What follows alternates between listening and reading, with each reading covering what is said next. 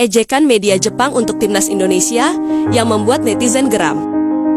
Yang main 11 orang, yang dihujat cuma Mes Hilgers, kode dari para pemain keturunan untuk putaran 4 kualifikasi Piala Dunia. Selengkapnya hanya di Raisin Champion. Sebelum kita membahas beritanya lebih lanjut, ada baiknya kita memberikan like ke video ini, karena like itu gratis. Terima kasih atas kesediaan kalian ya teman-teman.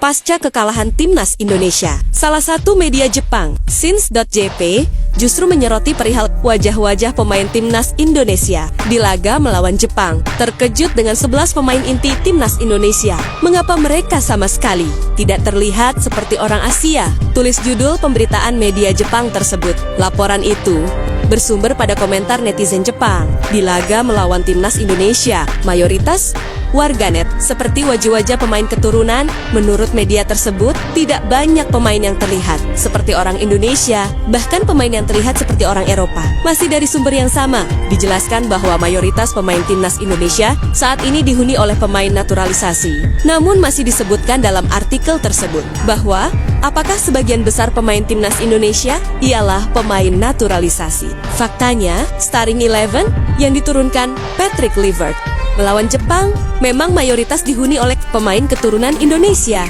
Meski wajah mereka disebut media Jepang itu tak seperti orang Indonesia, namun J.E. Zels dan kawan-kawan memiliki garis keturunan Indonesia yang jelas dan sudah resmi menjadi WNI.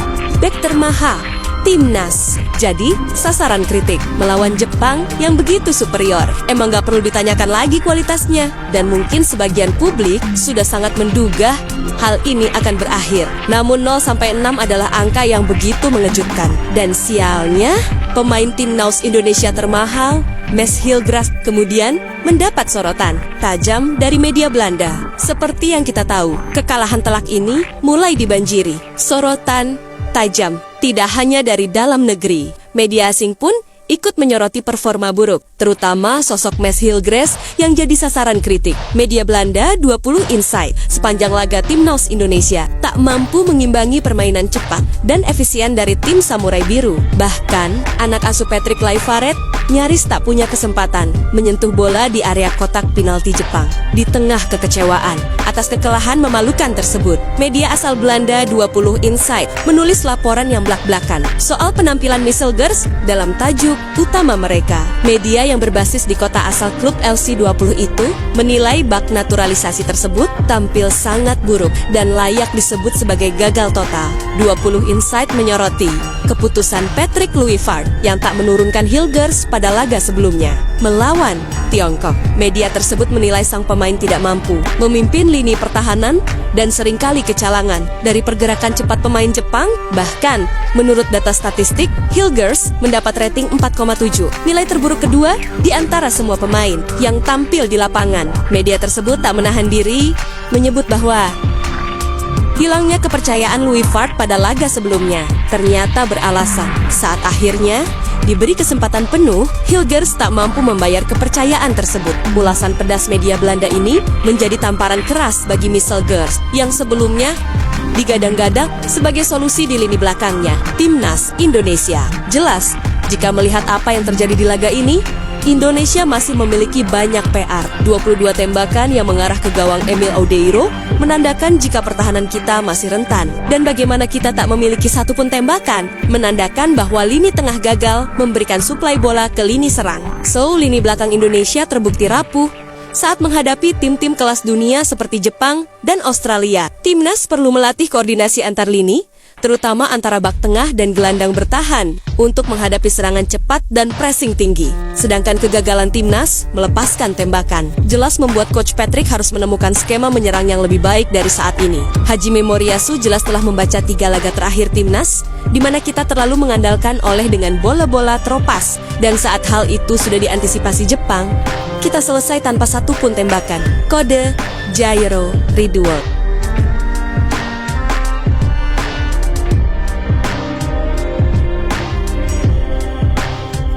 Gelandang keturunan Jairo Ridwold hingga saat ini masih memiliki masalah administrasi yang membuatnya belum bisa gabung timnas. Tapi kecintaannya pada Indonesia nampak jelas dari bagaimana Jairo ini juga mengirimkan pesan usai timnas kalah. Jadi di postingan timnas Indonesia, Jairo nampak memberikan komentar sedikit saja. Dengan emotikon semangat, ia menunjukkan bahwa Indonesia harus bangkit. Komentar Jairo ini mungkin sederhana, tapi di sisi lain, ini menggambarkan jika mantan pemain Crystal Palace itu masih menaruh perhatian pada Indonesia. Moga-moga aja ya, Jairo ini masih punya peluang ke Indonesia, karena secara kualitas, ia jelas bisa meningkatkan kekuatan lini tengah timnas Indonesia.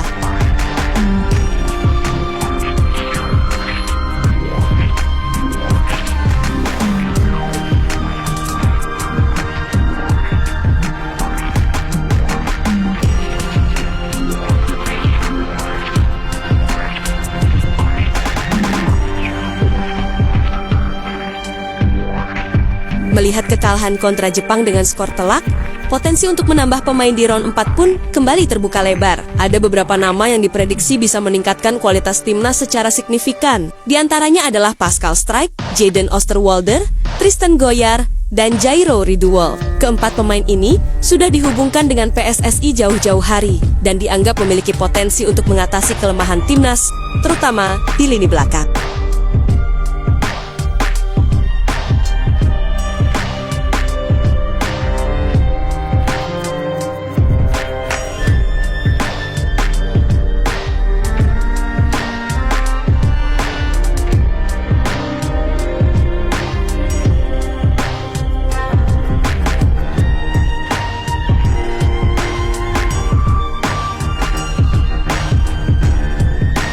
Setelah kekalahan telak dari Jepang dan Australia, sebagai info, Pascal Struijk adalah pemain keturunan Indonesia Surabaya yang bermain untuk Leeds United di EFL Championship. Divisi kedua Inggris, Struijk dikenal dengan kemampuan duel udara, distribusi bola, dan posisi yang baik. Sebagai defender, ia adalah pemain keturunan terbaik jika melihat prestasinya yang baru saja mengantarkan Leeds United kembali ke Premier League musim depan. Mendapatkan Pascal bakal membuat pertahanan kita makin solid. Selanjutnya ada Jairo dan Oosterwolde.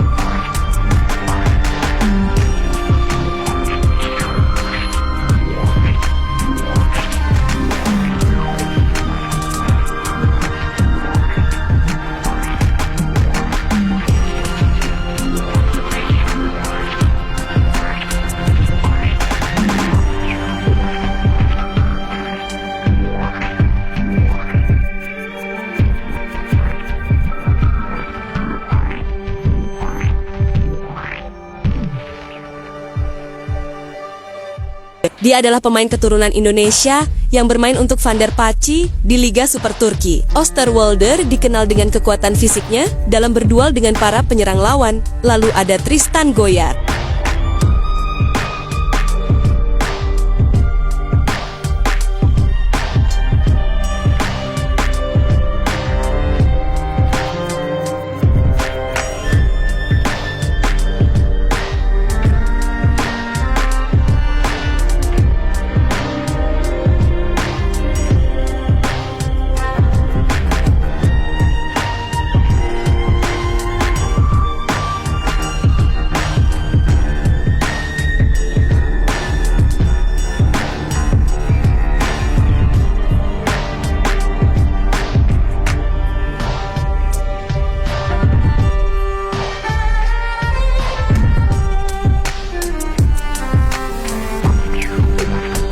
Ia merupakan pemain muda 20 tahun keturunan Indonesia Maluku dengan prospek sangat besar.